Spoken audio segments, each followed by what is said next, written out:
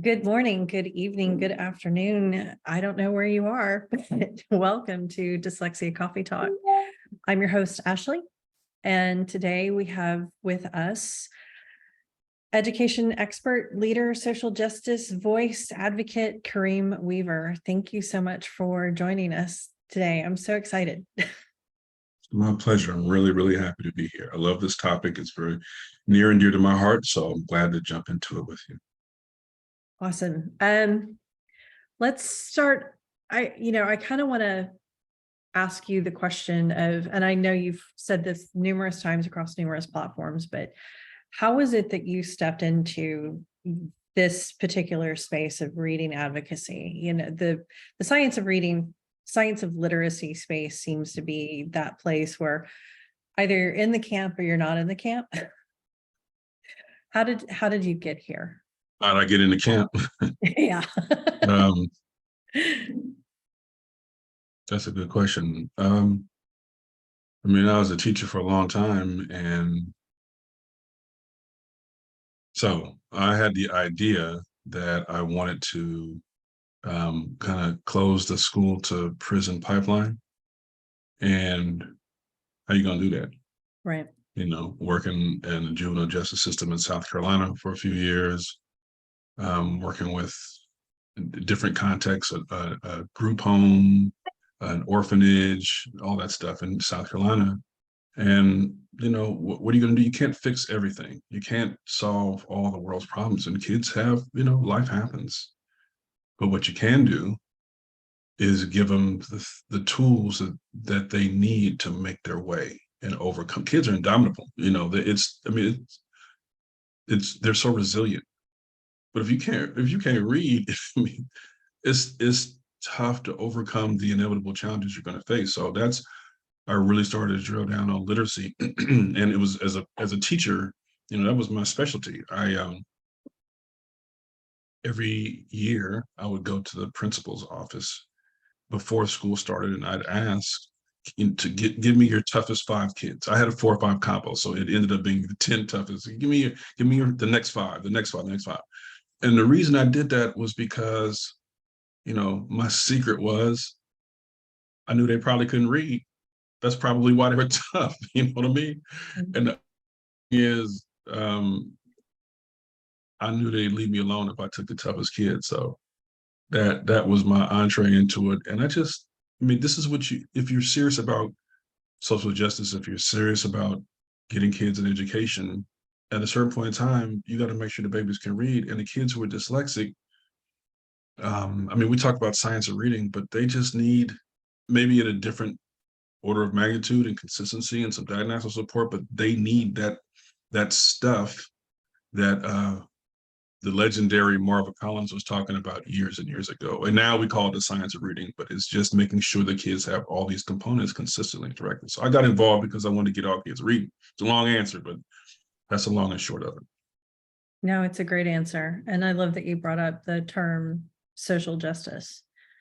Because I don't know who originally said the phrase that, our dyslexic children are the canaries in the coal mine. But when you look at the illiteracy numbers coming out of the NAEP reports, and of course they increased with COVID, but we had 2 years of a lot of eyes opening to what's happening in our schools. I don't know. I think a lot of people ask the question, how did we get here? How did we get so far gone? Mm-hmm. Good question. Well, first, that canary in the coal mine thing, that I started saying that because it just made sense. Yeah. And people were looking at students with dyslexia as being others. That group of kids over there, the special needs. I was in a Facebook group, and I remember one of the moderators from a very prominent publisher came on and was telling the parents, I can't believe I'm tired of you turning the whole system upside down for 20% of kids. It's working great. I remember that. I took a little screenshot of this thing. I said, did she just say what I think? I didn't say a word because I already knew the mom's going to eat her up. already knew. Yeah, she got They beat got up. on her head real tough. What she talking about? Oh man, it was all bad. But but the good thing is that she said the quiet part out loud, because that's the mindset that people have. It's like, man, it's just a few kids. What you mean a few? Anywhere from 10 to 20. It's a spectrum. So, but like, let's call it 15%. Like, that's 1 in 6, and as many as 1 in 5. So if you got a class of 30, that's 6 kids. You just like write them off. It's just crazy. And I said the canary in the coal mines, because if they get what they need, everybody's gonna get what they need. It's not like what they need is, blue while everybody else needs green.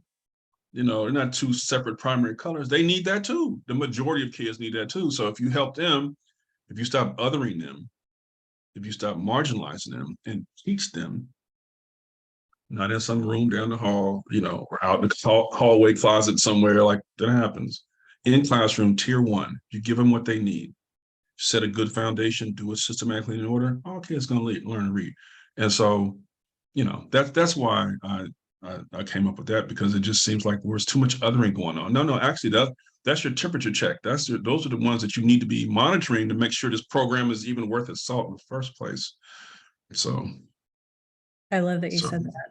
But calling out the othering, as a parent, that was one of the hardest pills that I had to swallow. And it was maybe 2 or 3 years in advocating for my own child that I sat there in an IEP meeting, and a statement that was made that it like hit me like a ton of bricks. And I looked at them and I went, wait a minute, you think my child can't be yeah, educated because he's yeah, dyslexic? yeah, You yeah, think he's broken, that he's yeah, handicapped? right. Damaged goods, Yeah.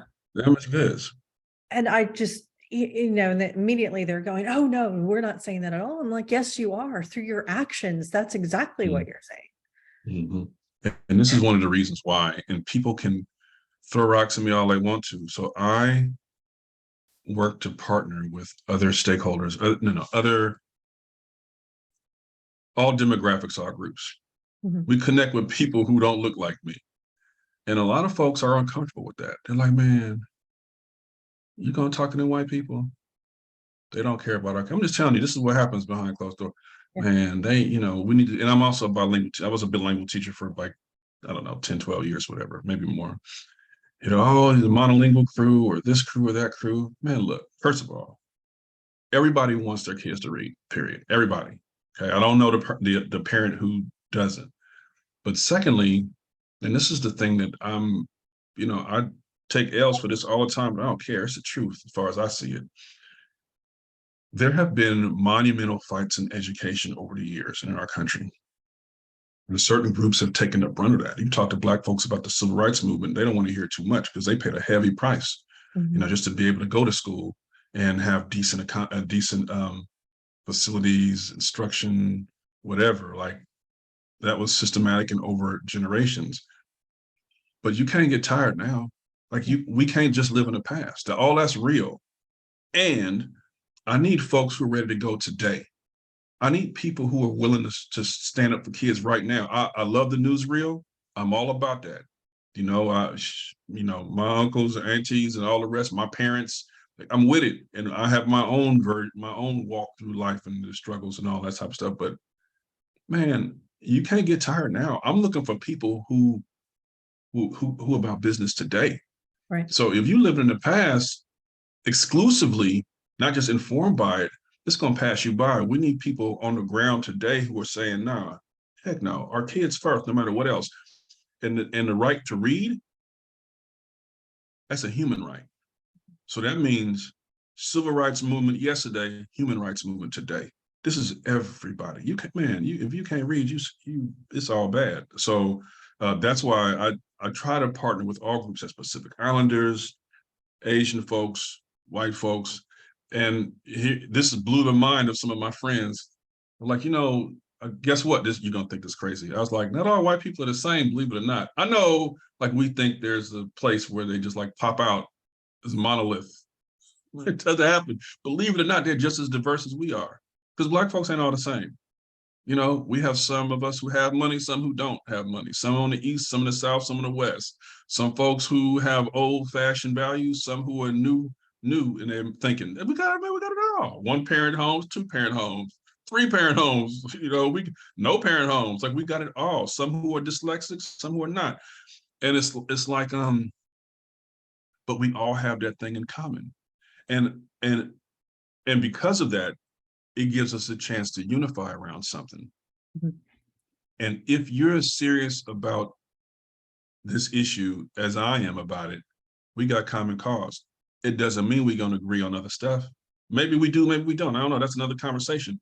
And it's about what conversation is a priority. Yeah. And social justice at its root is supposed to be important. Human rights and civil rights are supposed to be important.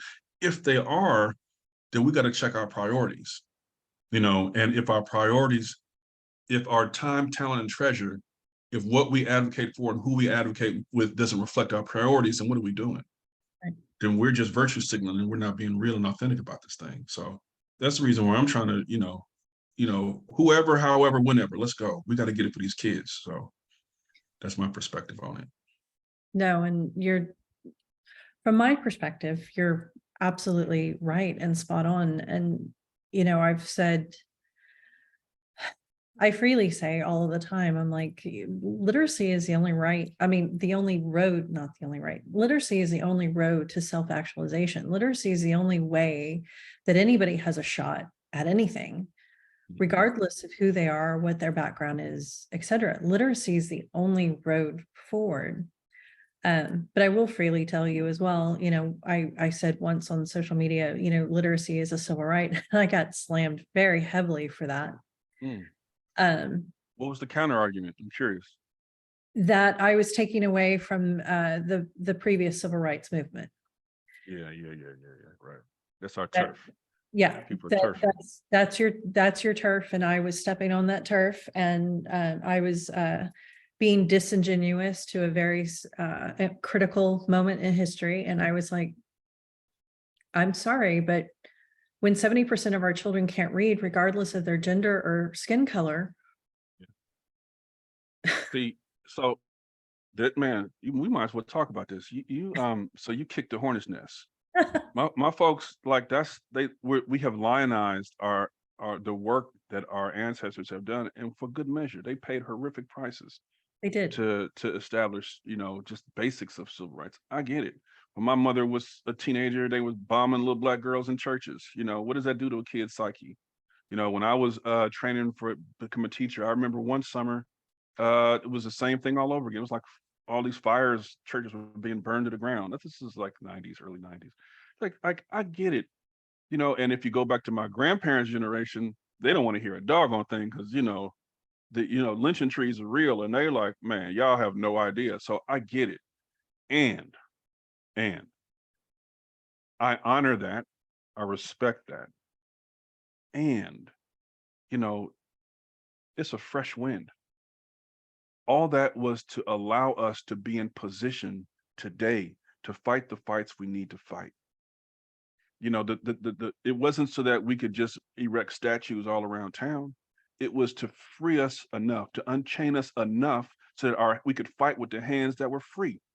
And the fight is about literacy. Andrew Young, he's Dr. King's best friend, godfather of one of his kids. He was a mentor of mine. He always pointed to this. Well, he pointed to this image of the Statue of Liberty. And a lot of people don't know this, but on the feet of the Statue of Liberty, it's got chains on it. And if you look closely, you'll see. And it's supposed to, his point was, people always look at the torch and the book, and everything, and the inscriptions, but they don't see those chains still on the feet. He said, your job is to go after the chains. Mm-hmm. And I take that to mean that the job's not done yet. Now, maybe the messengers matter. Maybe it's just they don't want to hear it from a white person. That could be it too. I mean, there's some of that. But, I'll be honest with you. That's all fine and well. Like, we got issues, but we have to be tough. We have to have thicker skin. Okay, you may not like me saying it because I'm Black, but doggone it, I'm going to say it. And if it's the truth, eventually it's going to sit long enough, you're going to come around. And that same white people, I see some white women, especially women, it's like they tiptoe around this thing. It's like, oh, I don't want to upset people. I don't, they're going to think I'm a white supremacists or whites. I don't know what it is. They're just afraid to be like leading things and challenging people and all this type of stuff. I'm like, that's why I like working with the dyslexia moms. They don't get man, look, when you see your child struggling like that, and you get to run around in schools and everybody's talking that talk, and you sitting here looking at your child and looking at them and seeing the runaround they give you, it emboldens you. It toughens your spine because you realize it's me against the world for my child. And those are the type of folks I want to roll with. The others, we can hopefully they get along and come along over time, but it's too serious to be playing games like that. I understand it takes all kinds, but we can't be sheepish about this. There's a level of boldness that you have to have. And whatever perspective produces that, I'm okay with whatever the experiences that produces that, I'm okay with. It's the energy and initiative that I'm really, really hoping that we can get more of, because we needed to shake the bushes on these big entrenched hardcore systems. Yeah. And big entrenched hardcore systems is the perfect way to frame it. Mm-hmm. You and I are both on Twitter. Sorry. We're both on Twitter. There is some crazy stuff. Man, girl, I didn't even realize, because I'm still kind of new to Twitter. When I don't use it that often, when I'm on it, I'm like, I go in spurts. Like it'll be 3 days of boom, boom, boom, boom, boom, and then I'll like disappear for a week. Just with life, But I said to myself, I should collect some of the crazy stuff I'm seeing. The defensiveness, the nonsense. There's a lot of good stuff too. Yeah. But some people, I don't know whether it's they really believe what they're saying, or they're clinging to a culture and a position, or they just want to be right.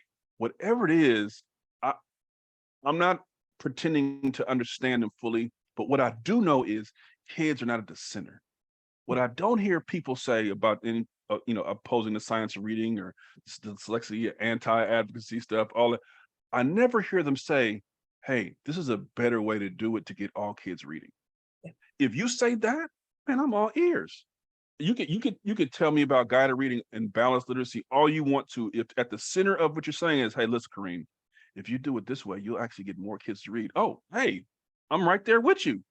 But I don't want to get into these esoteric arguments. You want to sell your book, your podcast, or whatever it is. So you got to prove to me that like, I'm like, are you kidding me? But yeah, it's a hot mess on Twitter right now. On the flip side is, think about it, Ashley. All those thoughts and mindsets were there below the surface beforehand. Mm-hmm. Now people actually say the quiet parts out loud, so you can have debates and conversations. If that platform or that medium of discussion wasn't there, you wouldn't know what your child's teacher thinks. You wouldn't know what the professor at college thinks. You wouldn't know what society thinks, that your child is defective or flawed or whatever it is. And you go and they smile and nod and, oh, they're such a sweet child. And you're thinking everything is all right, not realizing that, they actually think your child is defective. But now with Twitter, we're like, oh, that's what you think? Okay. I see a fool, Yeah. I can't remember if it was before we started recording or after that you and I were talking about the image that happened on Twitter with somebody saying, turning reading upside down we're trying to turn. Yeah. That was before. I told you should have pressed record. That was an image of the lady. It was a moderator for Fondas at Pinnell's. They have a closed Facebook group. I was in the group. I'm just listening, just checking out, hey. And the moderator said she was frustrated because these dyslexia moms were on her tail. And she was like, I'm tired of everybody turning this thing upside down, the whole system upside down for 20% of kids. And I'm going to kick you out if you keep going like this. Yep. Man, those moms, they got on her head. They got on her head because first of all, thank you for saying the quiet part out loud. Yeah. But what it showed was the callousness of that perspective, which is everything is working just fine if you guys would just shut up and stay in your place. Yeah. Those kids are defective anyway. This thing is working just fine for the real kid, for the kids that we're committed. Everything's good if you would just stay in your place. Mhm. Now, here's the cultural connection here. What they were basically saying is the same thing that people said to Black folks for many years. Who do you think you are? Yeah. There's another invective in front of them. Like, who do you think you are? If you just sit down and shut up and stay in your lane, this ain't got nothing. You know what I mean? It's that same mindset. And that's what I'm realizing. It's a mindset. And those folks, and they sat the moderator down after that. I don't know if she's back now, but they was like, okay, She you got to is. be quiet. You can't, okay. Wow, that says a lot. She's back, And so it's like, we have to come to terms with how society sees our children and determine if that's okay or not. Yeah. If it's okay, and we're just going, turn them to the wolves, then it is what it is. But I'm hoping, I'm praying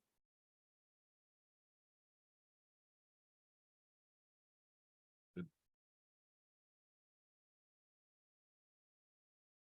there's a group in Africa, and their greeting, instead of saying how you doing or good morning, they say, and how's the children?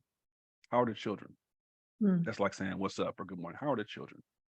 And that's what I feel like we're at that moment. How are the children? I don't want to, the first thing, hey, how the kids doing? And if we're going to be honest about it, the kids are not all right. They can be all right, but they're not all right now. And they're telling us in all kinds of ways if we just listen to them. It may not be verbal. It may be behavioral. It Mhm. may be verbal. It may be the choices that they make, their connection, how they take care of themselves, how they don't take care of themselves. They may just not take a bath. Like, there's all kinds of ways. I'm gonna say something I don't know, I hope you don't mind, but so I'm a boxing fan. I like boxing. And there's this scene where there's two heavyweight champions, Holyfield and Bo. There was this big fight scene where one guy's he hits the guy so hard and he's wobbling around the room and ring, and he's woozy and everything, and he hits him, and the guy is like just about to go down, but he doesn't go down, and then for the next 30 seconds he recovers, and then he starts to fight back. It's incredible. So I'm taking my daughter to softball practice, who's dyslexic, by the way. I take her to softball practice. And I was like, I want you to see this while I'm driving. Mhm. Here, look at this video. And I'm mansplaining and saying, oh, life will get you down sometimes, and you got to hang in there. I'm trying to do the thing as a dad. Yeah. You got to hang in there. You never know. It could be divorce. It could be this or that. You never give up. I was like, you wouldn't know anything about that, right? You just have to keep living a little bit, and you'll know when life hits you like that. You just have to hang on till you can recover. I was like, have you ever experienced anything like that? She looks at me while I'm driving and she says, school. Yep. I was like, oh my God. There was a long 30-minute silence as we drove, as I realized her reality.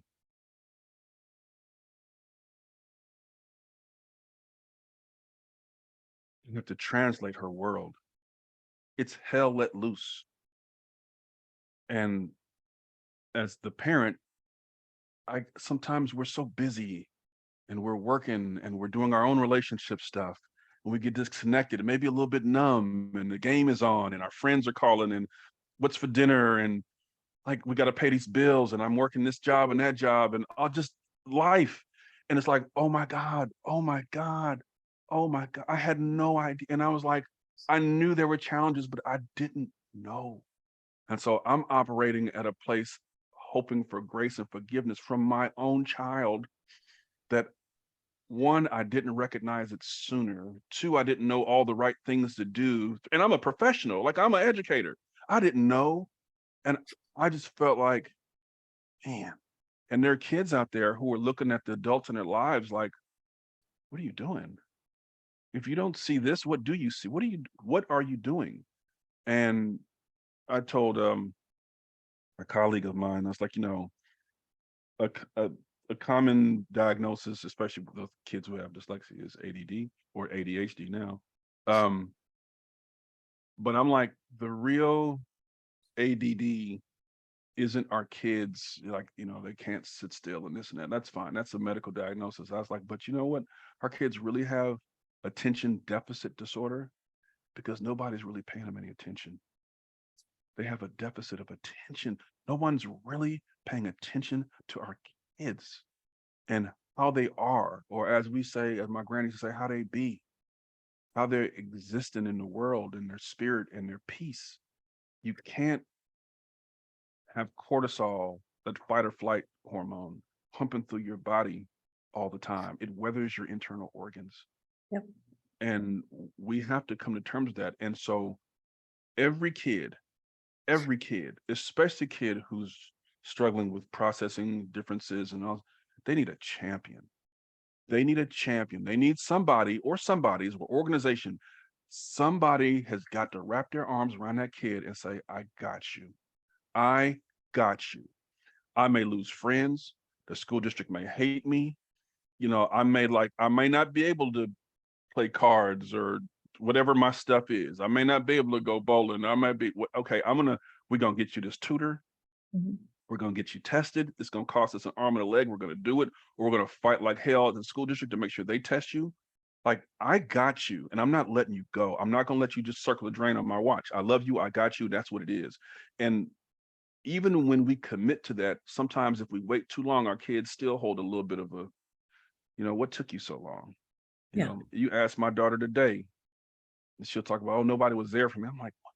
I was there. But in her world, she was alone. So alone is a scary place for anybody to be in this society. Yeah. Yeah. I know one of the most powerful things that was said to me was said by a friend who's a therapist. And on the other side of my son's dyslexia diagnosis, there was a particular incident that I absolutely could not forgive myself for. Yeah. I'm going to get it out. And she said, it's okay to apologize to your children, right? Mm-hmm. Mm-hmm. And I was like, no, I didn't know it was okay to apologize to your children. Yeah. And that night, when I climbed into his bed to read him a book before he went to bed, I only got like a couple of pages into the book, and I set it down and I said, I can't read to you. I need to talk to you. And we talked for at least an hour about that particular incident. And he looked at me, and he puts his little hands on my face. Little, he was probably like 10 at the time. But he put his hands on my face and he was like, it's okay. You didn't know. And I couldn't tell you yet because I didn't have the words. And I was like, okay. And I've brought it up a couple of additional times over the years. And I think it was about a year ago, he looked at me and he said, I need you to stop talking about that. I forgave you, and it's time for you to forgive yourself. Mouth of babes. I know. Yeah. Yeah. And then last summer, I had a mom come over whose son is dyslexic, and he's a couple of years younger than my son. And I said, I'm asking you to sort of step out of your comfort zone. Will you become this boy's friend? He doesn't know anybody that's like him, and you're just like him. And my son turned around and just dead face looked at me and said, I've never known anybody like me either, Mom. And I was just like, oh.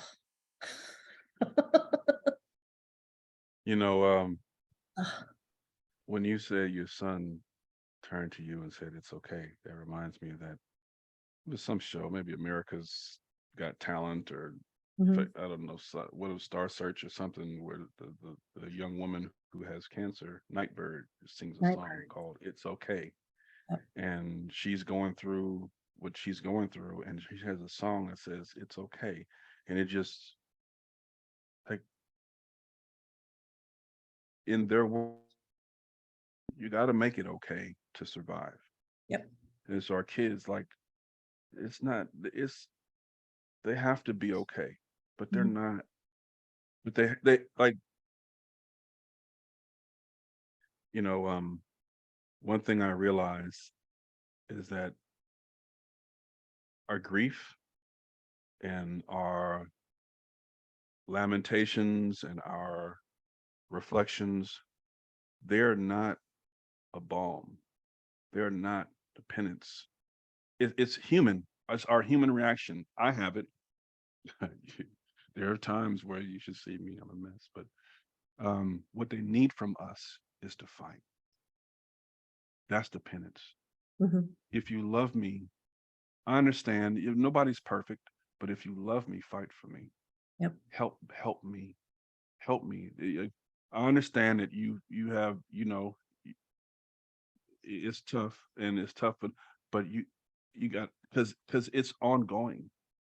The challenge is ever present. It's ongoing, even if they get the tutoring, even if they get the help stuff, like, you have to be present for them and available to them. And that's one of the reasons why, matter of fact, I'm going to play something for you. I got it teed up. My daughter is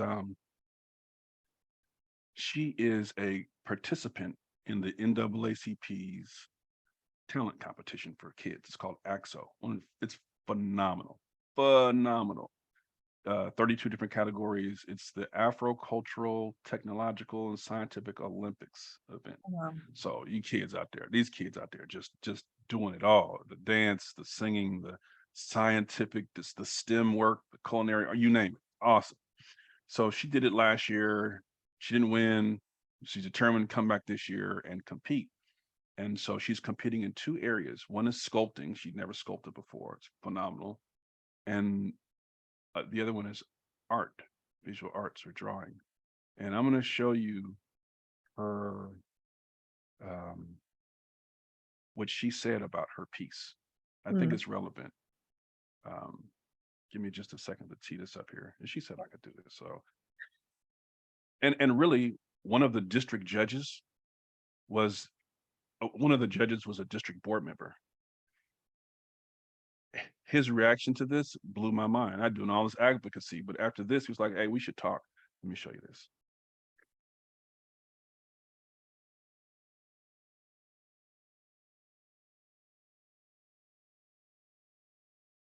Can you Okay. can you hear that? All right. Hello, my name is Malika Weaver. Can you hear that? Actually, you can hear it. Okay. All right.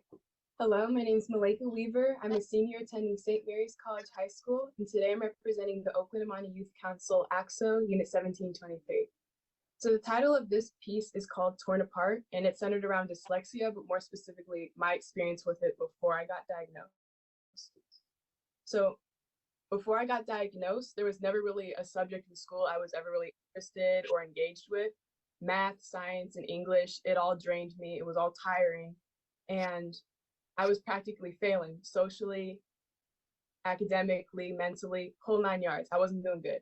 And my friends saw that and they decided to label me as the stupid, funny, slow friend of the group. And my teachers thought of me as the student in the class who just didn't care or who just wasn't trying hard. And so now I'm going to school and I'm surrounded by people who think of me that way every single day. I started to feed into that narrative that maybe I wasn't good enough, something's wrong with me. And every day I walked into school, I literally felt like I was being torn apart. I ended up getting tested for dyslexia. Turns out I have it. And that allowed me to get certain accommodations for school. So now it's more manageable and I'm actually able to compete with my classmates now. And I'm actually excelling in my academics, socially. Again, whole 9 yards. I'm doing good. But for this piece, I wanted to capture that moment before I got diagnosed. And I wanted to highlight two main aspects of that. First being the background. I decided to have a jumble of letters and numbers. They kind of look like they're glitched. Some of them are gone, some of them are missing. Looks like it's moving because that's something I dealt with. If I was under a bunch of stress or I was just really overwhelmed, the letters and numbers, if it was for math or English, it would literally start moving for me. And I'd be like, what is going on? And so that was a huge aspect for me that affected me. So I wanted to add that into the background. And then for the faces, I wanted to capture agony. So I decided to have these two faces literally look like they're being pulled apart, but they're in a grayish scale with like a tint of this lighter blue, because I felt like that added to the eerie, sad feeling that I wanted to give off rather than like a pop of color, which I didn't think contributed to the message that much. And I didn't want there to be a bunch of jagged and sharp lines in the faces, because I felt like that would give off more of an angry and intense kind of hurt rather than a soft, dull, kind of numb hurt. But that's what I was feeling. So that's why everything's kind of smooth in the faces. And I felt like I could talk to people about how I was feeling all the time, but showing people through my art, which is something I'm really passionate about, I felt like would hit the audience better. So thank you. Oh, yeah, that's my little girl. And you know, and so she won the local competition. She's gonna go compete nationally with her art with all the other artists around the country in NAACP. But really getting a peek into students' world and kids' world, it's humbling. You know, that was me. I felt like I failed as a father. She was going through all that and I didn't know. And here's the kicker. I thought she just wasn't working hard enough. I'm just gonna Guilty. say, like, man, I was like, come on, man, tighten up. Like I would sit next to, I went to her school and would sit next to her in the library, like, you're gonna do this work. You know, like enough of these missing assignments. Come on, come on. Number one, let's go. And she would do it. Man, it was that was torture for her. And I, you know, what can I do? So I am part of the world that just didn't understand her. Now she goes to a private school now. She was in traditional public school. Then they transferred her to private school. So she doesn't get any modifications. They don't modify. You still got to do the work. You don't get less questions, but they have some accommodations like more time and whatever. She doesn't even use most of her modifications or accommodations. She doesn't use most of her accommodations because she just, the biggest thing she needed was to not know she was crazy. Yeah. Like she just needed to know she was all right. And that, oh God, this is a, man, this is a tough one. This is a tough one, but that's what so the parents out there, if you're a parent who's listening, you got a kid who's got some learning differences or some processing differences or whatever, don't give up on them. Hang in there. They need you to fight, not just feel bad, because we all feel bad. We all got our stuff. You know, I went to NAACP, man, it was like a therapy session. We all were just red-eyed and crying and all this because of our guilt, because of the journey. But at some point, they need us to pick up our sword and shield and fight for them, you know, in a very dignified way, in a very strategic way, not just yelling at people. I'm guilty. I did that a little bit too, but at some point you got to be constructive with it. And you can't take a bunch of crap off folks who don't understand what your child is going through. So anyway, thank you for letting me share that, Margot's piece. Thank you for sharing that. I mean, oh my God. I'm sort of. I told her I would. I said, I might. I don't know. I might. It depends. She said, it's okay. Because for her, it's a quote unquote awareness piece. So for her, she's like, I want people to be aware of it, you know, so. Okay. I'm gonna email you a picture that my son made, and I would show it to you now, except it's gonna take me a little bit to dig it out. And we always felt like that was his expression of dyslexia. And he says he claims that it's not, but when you see it, I think you're gonna see why we feel like it is. And we think that he's just sort of being bashful about it. But there's one question I really want to ask you too, and you sort of touched on this a little bit earlier. When did parents become the enemy? When they started to speak up. Parents became the enemy when they stopped going along to get along. Understand, like that moderator Beeler said, if everybody would just be cool, like as long as you go along with this nonsense, Yeah. you're great. Just bake cookies, drive for the field trip, bake cookies, and we love you. Oh, Mrs. So and so, Mr. So and so is great. Oh, we love your parental involvement. Like that, you know, you're not the enemy then. It's unfortunately, it's us versus them many times. You're either on our side or you're not. But all of a sudden, when you start to push, you'll know that for a civil rights thing, as opposed to just being a pain in the butt. You'll know you're fighting for a civil rights thing when people start to get uncomfortable with you. Yeah. People that you love and respect and who love and respect you, all of a sudden, when you get out your lane, there's big issues with you. The best case scenario is they pull you aside and talk to you. I can't tell you how many friends I've lost. And I was teacher of the year, principal of the year, like I did my thing out there as an educator. And so they give me a little more grace because of the track record, but parents become the enemy when they start demanding what's the best for their kids and others are not aligned to that. You can't take it personally. You've got ambition, careerism, groupthink, Yeah. and just overall lack of understanding. Until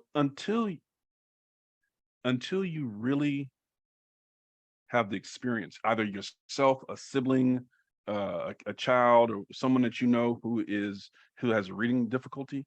Let's say dyslexia, for example. Until you have that experience, then you believe the press, like the bumper sticker about education. They're the smart kids, the ne'er-do-wells, and the tryhards, we just sort them out in the process.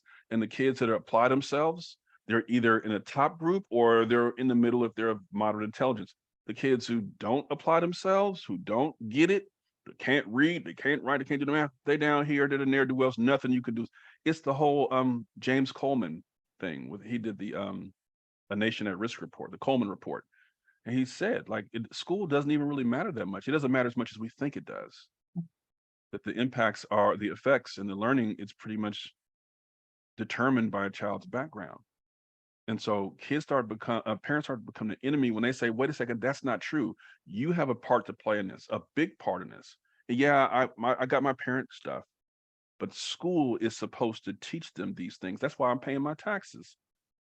Your salary, right? For your faculty or your provost or your superintendent or whatever, like my taxes pay for you to serve my child.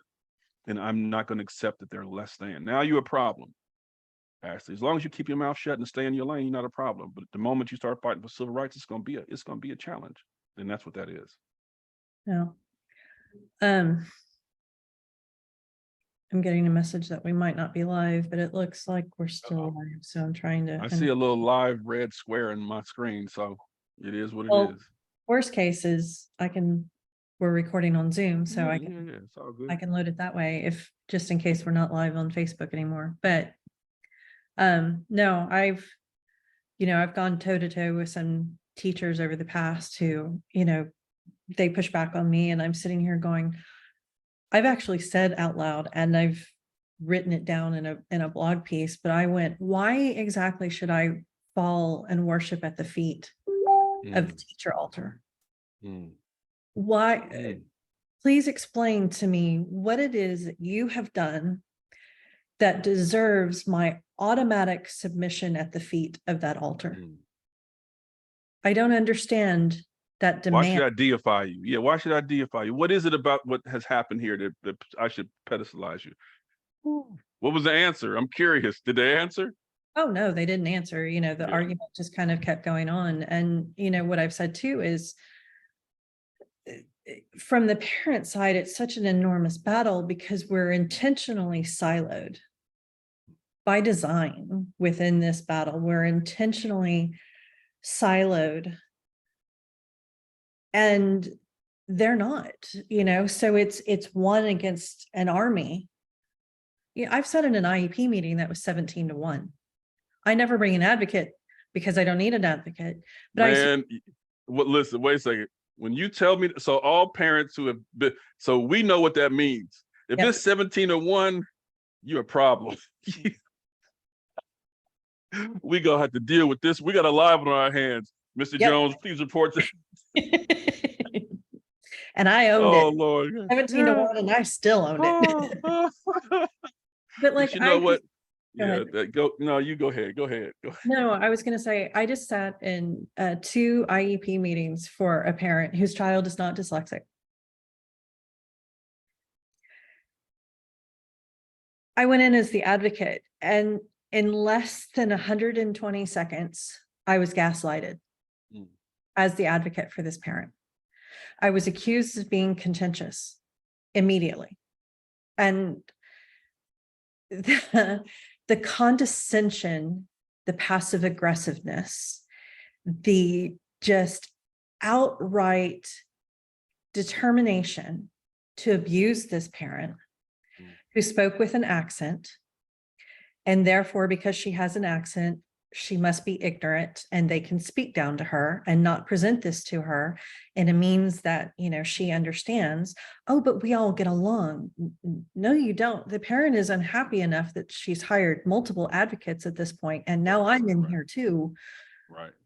This is not everybody's holding hand, kumbaya, we're all getting along here. This is abuse.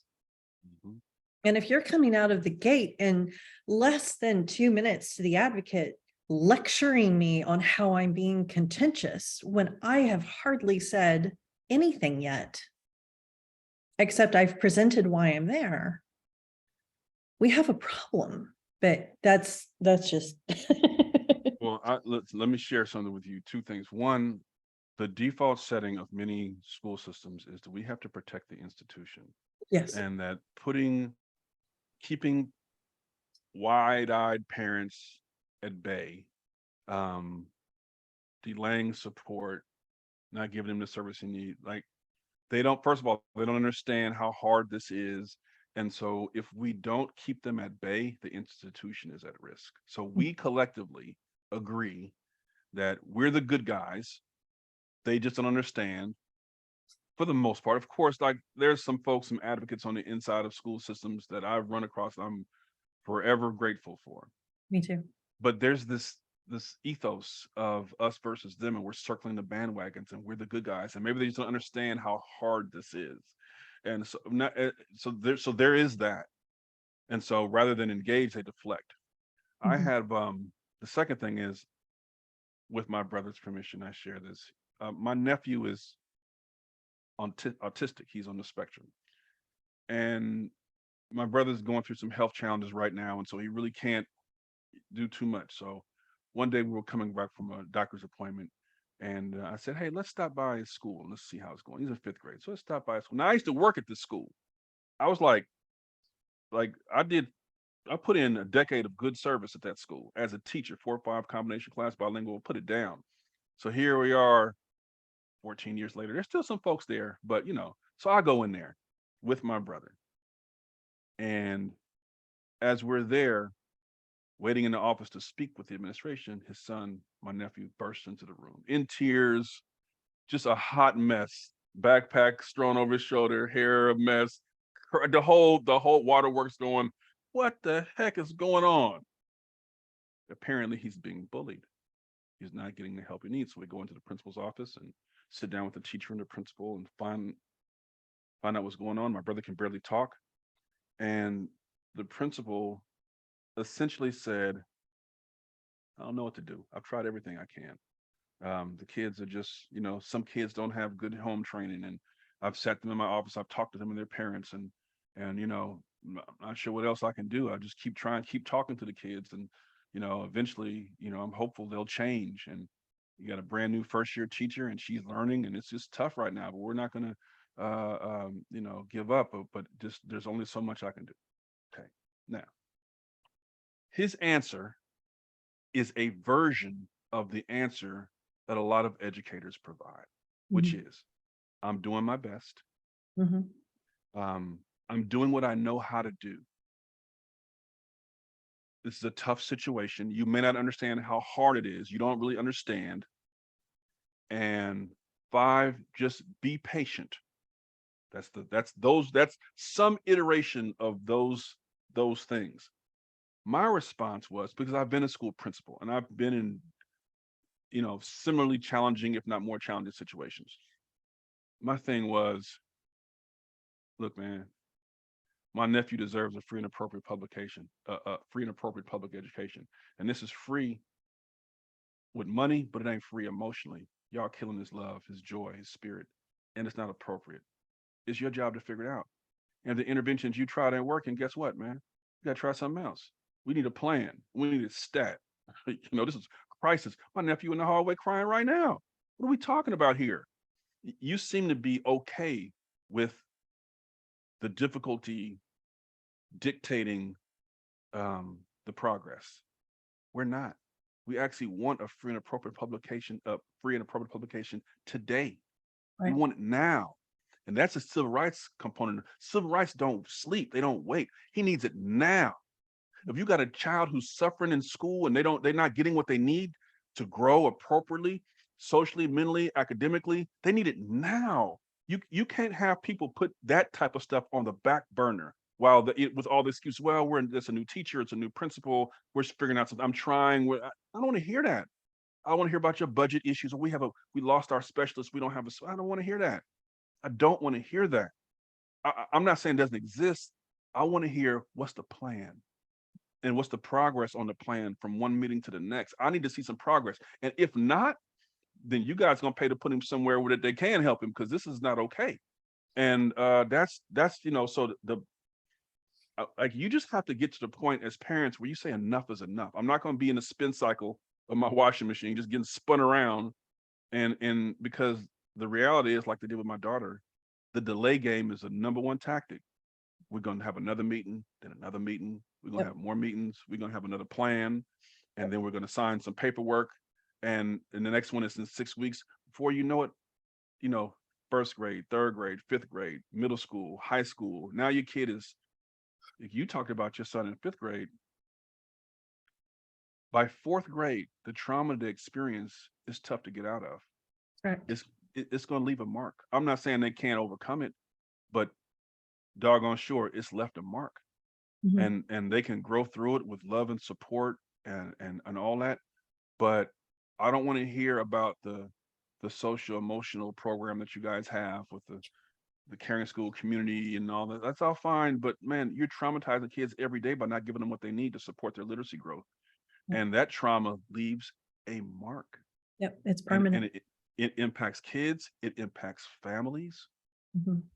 the siblings, the parents. It's a strain on marriages, it's a strain on the siblings. Like, Mhm. do not let them put you on a slow burner and Yep. slow walk this thing, because that's the strategy, is just wait them out. Yep. More meetings. We just gonna have more meetings. We got to reschedule. Let's come back in 2 more weeks. You got to, as parents, whoever's listening to this, like, that's the #1 tactic. And I'm not even sure if it's always intentional. It's just kind of what they do.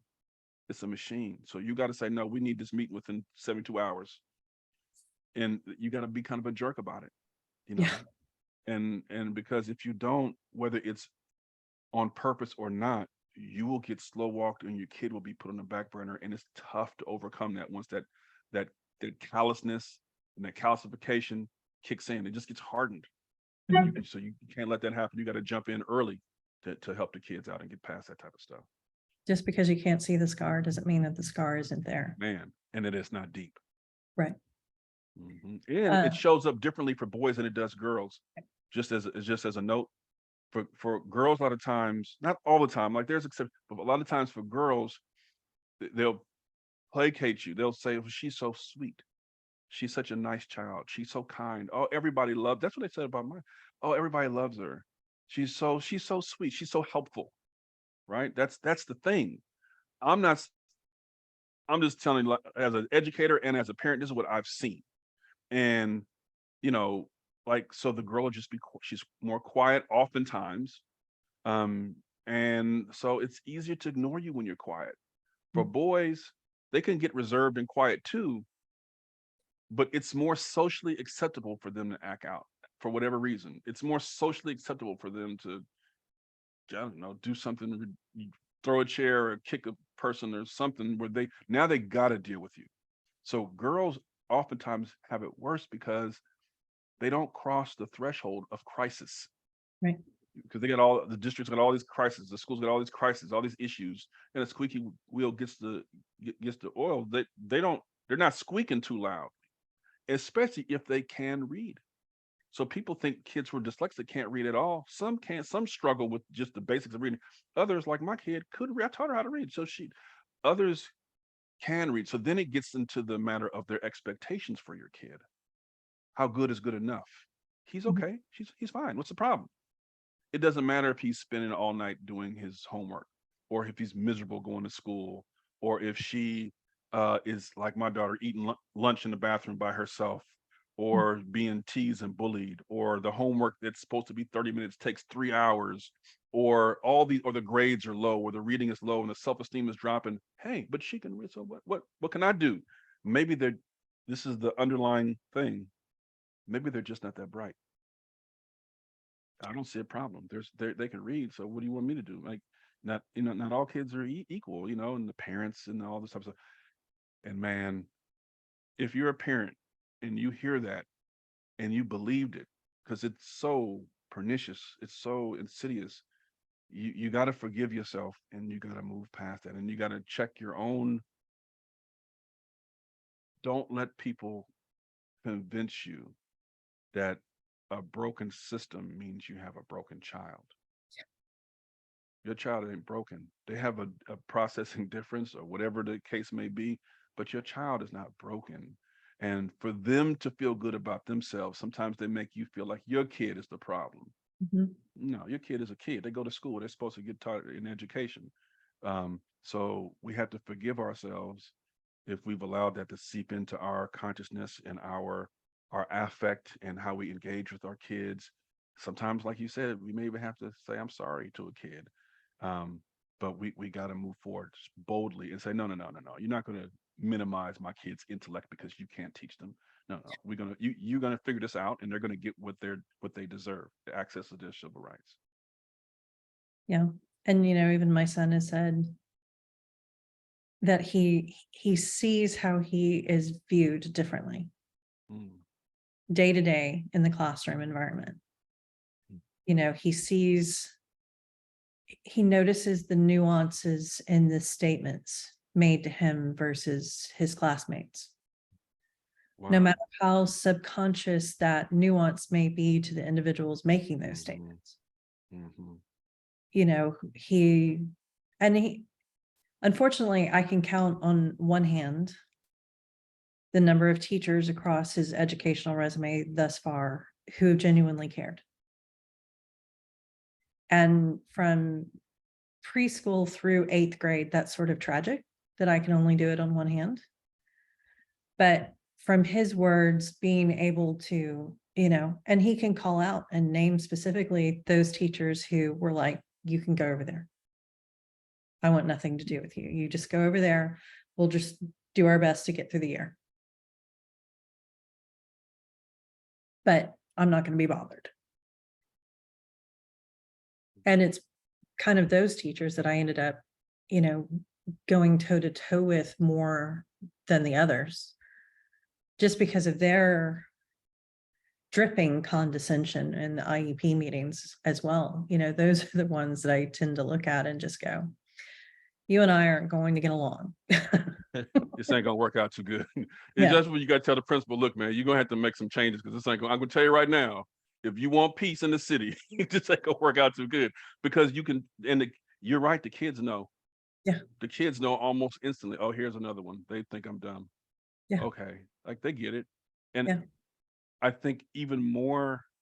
So that's challenging enough, but another level to that is there are some educators who they you can't tell as much because they mean well. They think your kid is smart. They they want to help them. They just don't know what to do. Yeah. And so born from that or whatever else they have going on, they avoid them Yeah. instructionally. I'm not going to scaffold this lesson. I don't have time. I'm dealing with my own problems at home. I'm not going to slow down right now. I'm not going to give you this work in advance so you can kind of front load something. I'm not going to do that. Listen, I'll do it when I can.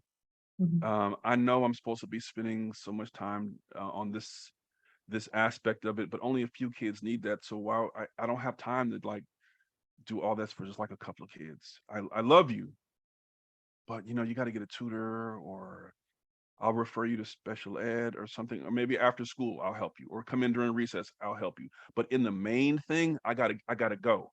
I gotta stay on pacing and this, and the principal's coming in to like to observe me or whatever. They just don't know how to do it in the tier 1 classroom instruction. The main thing, they're just not, the practice hasn't developed to that point yet.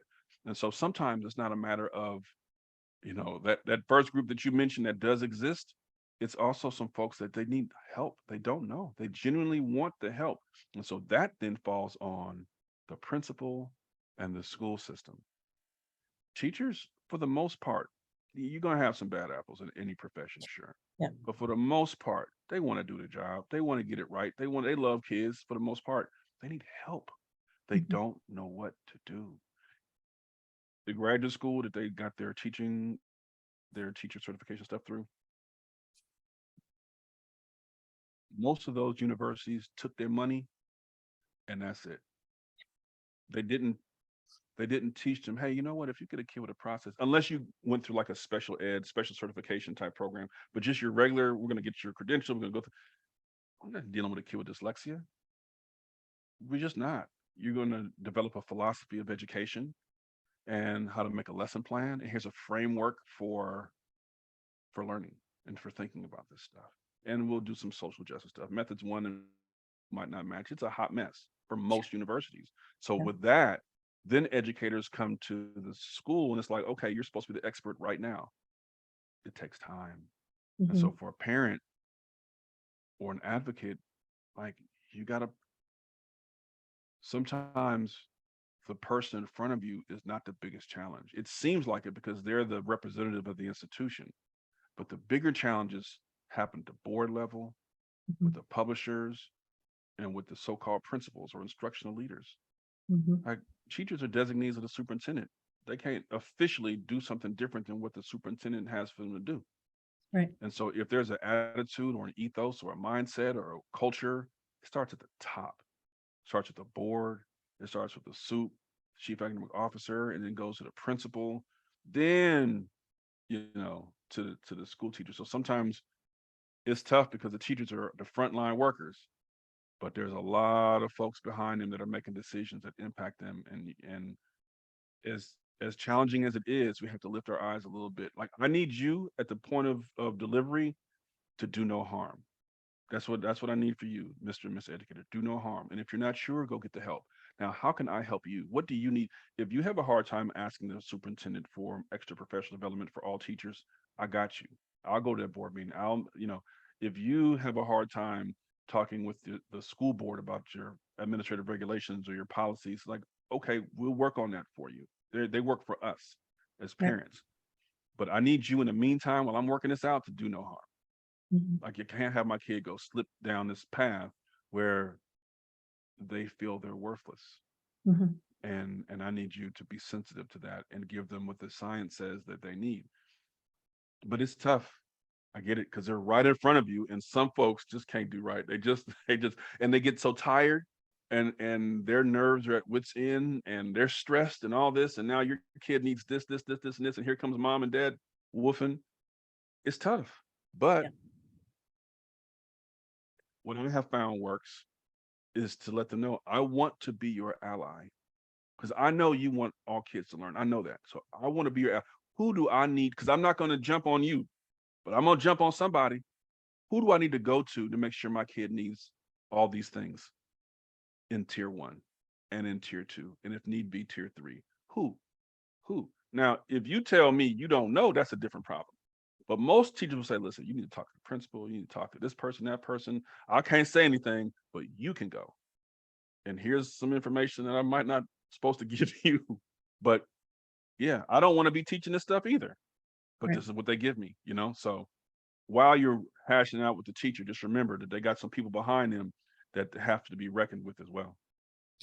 Yeah, and I think a lot of people are remiss in not saying, I know you've said it, I know I've said it, but it's also a symbol of how broken the system is that the teachers are afraid to speak.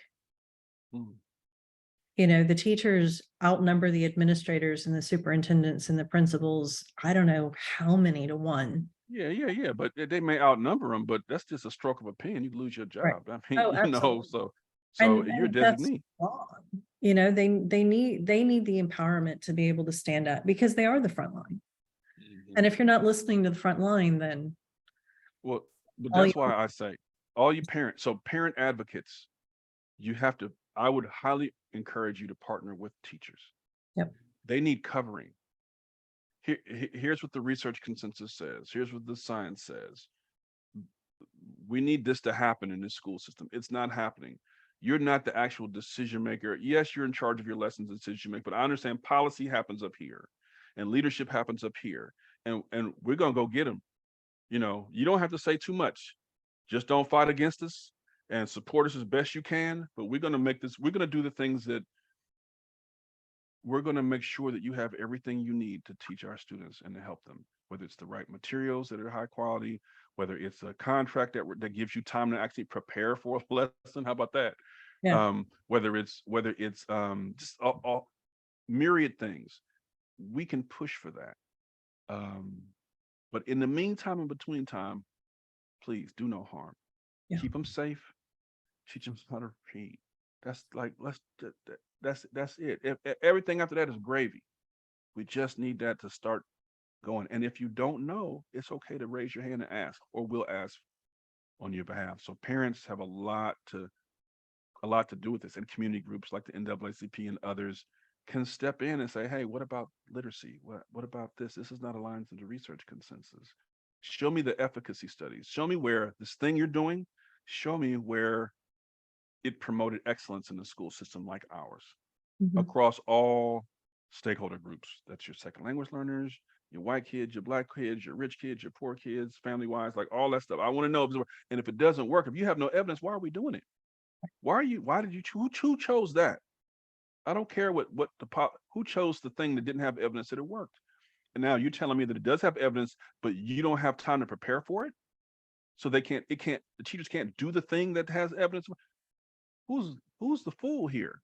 Parents can ask the common sense questions that others can't ask, and they can demand answers. Mhm. I had an interview with a publisher. Her curricula, no, she's not a publisher. She's a curriculum designer. That's what she is.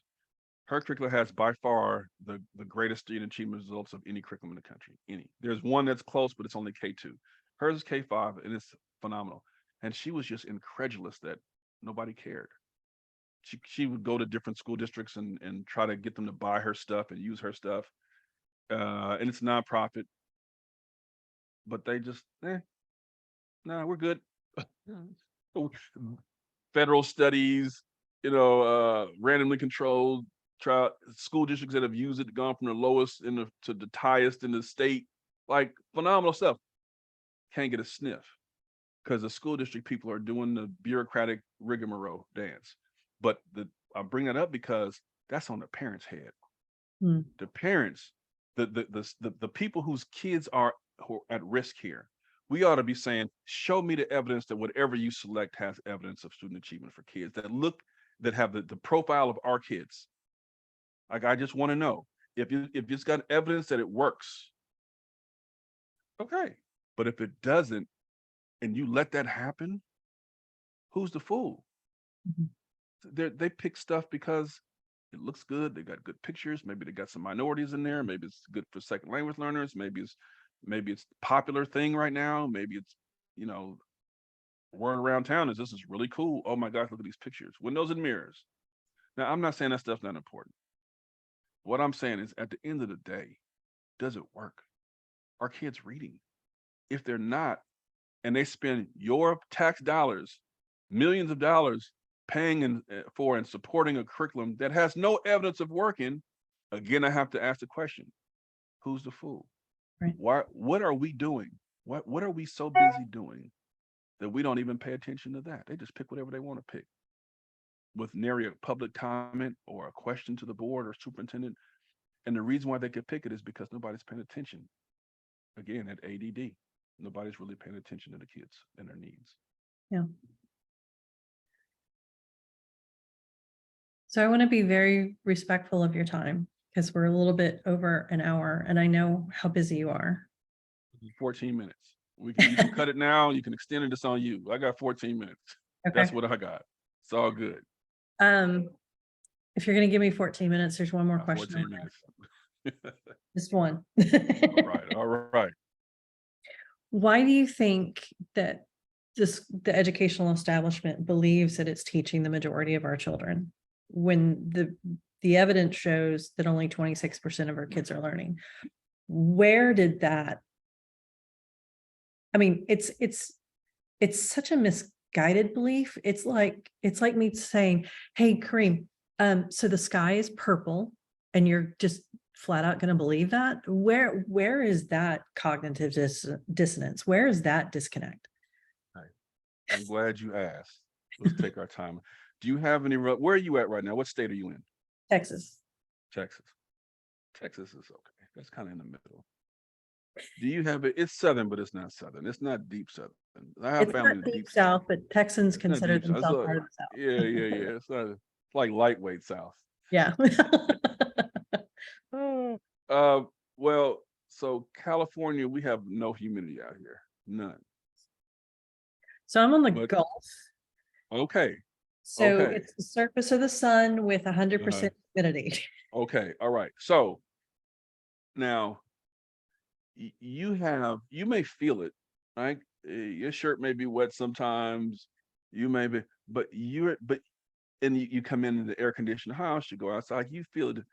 But if I step off a plane right now, like I did when I was a kid and I visited my relatives in Alabama and Mississippi, if I step off the plane in the deep south or in the part of Texas where you live, and I come out the airport, it's gonna be like, what is this? What, like, now after a little while I'll get used to it, but that first hit, because I'm not used to it. When your frame of reference, your body has adapted. You have adapted to it. That's the norm for you. Mm. And so your body has acculturated to it, acclimated to it. Okay. For schools, you say, well, why isn't the alarm bells going? Why don't they see? Because you know what? They're used to living in that. They're used to living in it. The people who run the show, the people who make decisions, the superintendent and the board and the staff and the principal and all the coaches and all, it worked for them. They are the survivors of the system. If you look at, now there's about 5% of kids who really, they're gonna learn to read no matter what, like they just will. You got another 30%, about a third, who, just teach them something, whatever method you want. Like they'll pick it up within some sort of instruction, Montessori, balanced literacy, whole language, science, or whatever. Like they'll just teach them something, they'll get it. That's where all your teachers come from. In fact, not teachers, just educators. In fact, I went to a conference recently. Over 50% of those in attendance, about 300 people, were from that first group, that 5% band. But in the conference, more than half was there. Another 30-something% was from the other group. So I understand that's over 80-something% right there. How in the world will they perceive what the majority of the kids need? Because the majority of kids are in the other group that needs it systematically, explicitly, and directly, and sequentially, some with diagnostic support. But they look at them as an other because internally their bubble makes them think that that's the norm. So, it's those kids, they're the other kids. So their frame of reference is their own experience and their learner's bias, how they learn things. It becomes the norm. When in reality, quote unquote, those kids, that's the majority of kids. Over 60% of kids, 64% of kids, that's how they have to have it. Not could, they have to have it. If you don't give that to them, they're screwed. Screwed unless the parents gonna pay for some tutoring and whatever else, or the Linda Moobell or whatever it is. Like, unless you can come to the rescue with your cape flapping in the wind, your kid is trying to find a fire escape. Yeah. And so the reason why this thing persists is because people can't perceive it. because of their learner's bias. And then that's reinforced when they go to university, and the university is full of professors who, let's just say, they're not teaching anymore. Do you have, how would your kids read when you were a teacher? You the professor now. What kind of teacher were you? Don't get me started on university. So they didn't get it from the universities. The school district is not, helping them grow as professionals in that area. Their colleagues may all be on the balanced literacy train. How will you know? It's kind of like when I was a kid, I was fascinated by history. That's why I ended up majoring in clinical community psychology. I just wanted to understand how groups allow things to happen. Mm. So I would look at things like World War II, and I was wondering, how can the people just, you don't see no smokestack? Like, how you, like, what? Yeah. As a kid, I always wondered. And then in America, like slavery over, not just from 1619, even before that, you're talking about hundreds of years of people being burned, raped, lynched, all the rest of that stuff. And you just kind of like, okay, like even the lynchings afterwards, you see these things with like hundreds of people or thousands of people standing around and people burned at the stake. And they would make postcards of the images. My grandfather used to collect these lynching postcards. It was like, never forget. That's just what it is. And like, but as a kid, I was like, how could people allow this to happen? Right. What got shut off? And what I have deduced is that because of convenience and relationship and culture, we turn off our core values. And when there's dissonance, that's where character comes in. When there's dissonance, when reality bumps up against our beliefs and our values, now we'll see what we're made of. And it's the same with education. It's like, what do you believe? Okay, well, now the data says this about the kids. Now the perception is this. Now what do you believe? You say all kids can learn? Okay, but look what the NAEP scores say. Look what the district data says. Look at how the kids are behaving because they haven't had their needs met. So now what do you believe? Who are we as a people, as a society? We have to make up our minds on that. We either believe in these kids or we don't. And if we don't, hey, at least be honest about it, but our audio has got to match our video. If we say we believe in our children, then we have to act like it, damn it. We got to actually make sure that we're giving our kids what they need. Unless it's just a virtue signal. And I don't mean to disparage folks who have the yard signs, but they put the yard signs, and I always look, to each his own. I ain't judging, no judgment, but every time I drive by a house and I see a yard sign that says Black Lives Matter, I say, oh, that's cute. Or a bumper sticker. That's very nice that on your bumper sticker you say my life matters. Like that's a great signal. And I see all kinds of bumper stickers coexist and this and that. Like what we believe is on a placard. Okay, that's all nice, but man, what do our actions say about our children and how we believe in them or we don't? You don't care. Don't tell me about your religion, the church you go to. Do you love your neighbor or not? You know what I mean? Like, come on, let's stop playing. I understand that you give this much to the offering plate, and I understand that you're a member of such and so Baptist church. Well, do you love your neighbor? Do you love their children? Mhm. How does that show up? What kind of compassion of spirit? Or and what if the challenge of the moment is beyond your understanding? What if you don't understand what's going on? Like, I don't know why these kids can't read, but I believe they can. But that's where faith comes in, right? I don't understand. I don't have the evidence right in front of me, but I believe it, doggone it. Like we have to have, so I just know that, it's like my grandpa said, you really don't know what you believe until pressure comes. Everybody talks a good game, but he says, you don't think you steal, right? Until you have a family and you get hungry. Then we find out if you steal. Well, you think you don't lie until a lie is the difference between your child, being safe or not. Then you'll find out. But until then, you don't have values, you have theories. That's what my grandpa, J.J. Weaver, told me. You have theories of life, young man, but you don't really know your values until you're tested. Yeah. And we'll see if you pass these tests. And so I would put the same question to us as parents, as educators, we have who we want to be. We believe in our children. We believe we're compassionate and kind people. We believe we're child-centered, that we put kids first, or at least in the center of our actions. We believe all that stuff. I would submit, or my grandpa would submit, that those are very nice theories. But what we do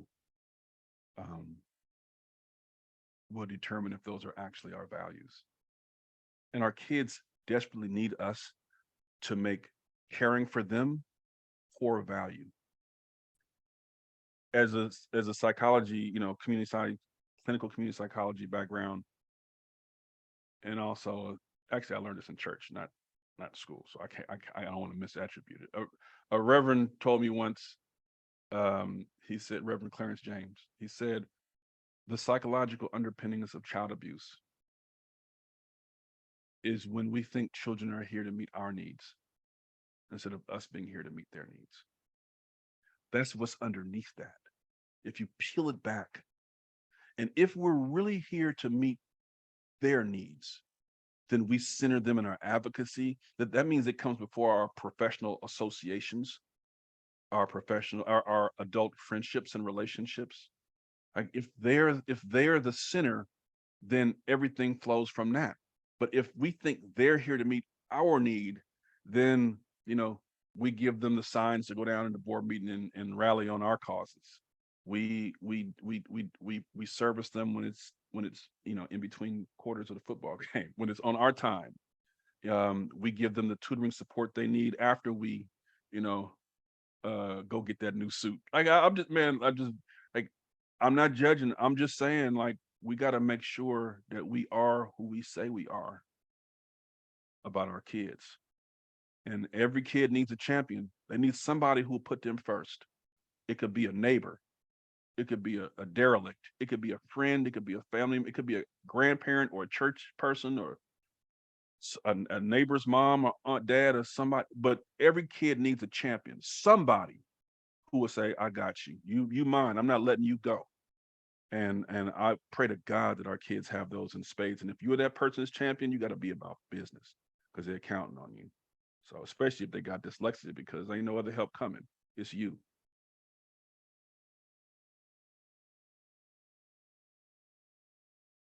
So you've left me speechless. Yeah, But- well, thank you for the conversation. It's needed. I think this is the best conversation that I've had on Coffee Talk. So thank you. Thank you for that. Got it. Anytime. We could have a part 2 down the road one day.